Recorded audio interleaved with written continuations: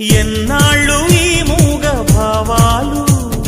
సెలయేటి తెరచాపలు నాలోని మౌన గీతాలు నెమలెమ్మ కనుపాపలు కుడి ఎడమల కుదిరిన కళ ఎదకెదురాయే ఉలి తగిలిన శిల మనసున సొద మొదలాయే